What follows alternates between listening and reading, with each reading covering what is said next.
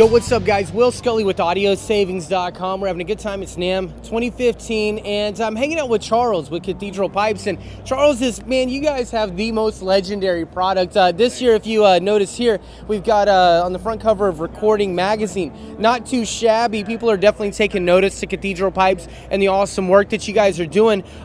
Whether we have new products or not, I want to kind of just go through briefly what all you guys offer. And then, if I'm not mistaken, there's a new Phantom Power kind of buffer that you guys offer, which is just taken off, has become really popular as well. But Charles, I'll go and turn it over. Take us through what you guys are doing and how you do it so well, man. Okay, well, yeah, like you said, we kind of restyled that little buffer circuit.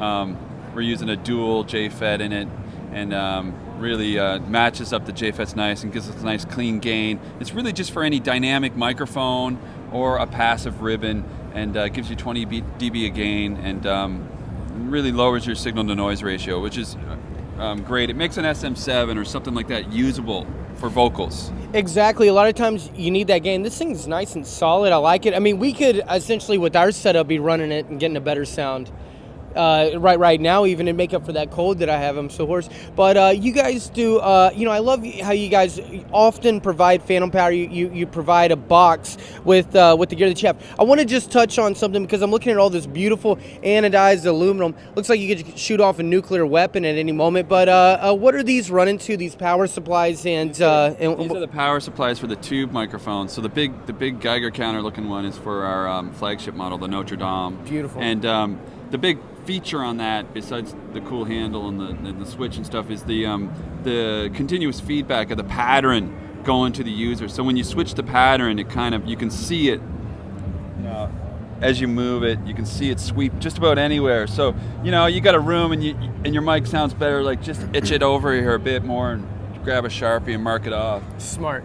That's what I would do. But I'd hesitate to put a Sharpie on such a nice looking paint job, but hey, do what you got to do. Anything for the quality. But guys, whenever you move the polar pattern around like that, like again, I've talked about it before. Sometimes you can get phasing. Sometimes rooms are just different. You start sweeping, whether it's the polarity or the impedance, you can really change the sound and dial it in. Get away from using EQ and running into phasing issues later. But let's quickly go through the mics that you have, just the model numbers.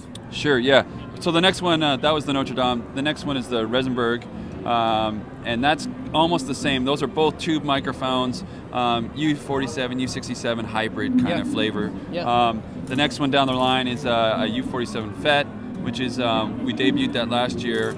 It took us another 8 months just to get it to production. And then the last one, of course, is our just a basic ribbon, kind of an old RCA style ribbon, just a ribbon and a transformer. Yeah. All the transformers are by Cinemag, which are local in LA here.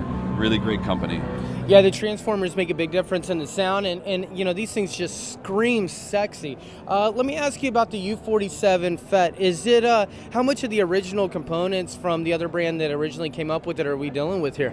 So we use an M7 capsule in all the microphones, and I make the M7 capsule myself.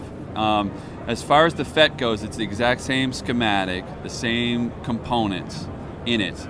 I do everything point to point up to the first FET, the first JFET component in the design, and then everything else goes surface mount. We do that to try and save some power, save some juice, and light up the lights, and get the M7 capsule polarized just right. Okay, cool. And then you've got the ribbon mic as well. Would you recommend it for recording guitars or some vocals, or what do you push it for? Oh man, the ribbon has become kind of a drum, kick drum, overhead, and guitar cab mic. It really has. I love it on sax and trumpets myself, but people are always emailing me and calling me and saying, dude, I put this next to the floor, 6 inches in front of my kick, and I got a sub-kick sound out of it. Really? Yeah, and they were like just floored about how they could get that big, giant sound. Ribbons are cool. Sometimes you're talking about more of a delicate microphone, but they just have like a silky smooth sound, and I guess you'd surprise yourself even on something that has as much SPL as a trumpet or a saxophone or a jet engine. You never know what you're going to need to record. But were you giving away any of these today for your audio savings, guys? Well, no, we're not giving anything away, but okay. But we might get rid of some of the demos at the end of the show. So come back towards the end of the show. we only sell direct. We don't go through any distributors just yet. Although, hey, anybody that wants to sign up, we're here. Well, please put us on the list, and I'm telling you, I will be back towards the end of the show for the demos. But that's just awesome, man. Charles, thank you so much. It's been a pleasure. You guys are doing just such great work. We appreciate you guys and love your sound. And thank you guys for tuning in for your NAMM coverage this year, 2015. I'm Will Scully with Audio Savings, signing out.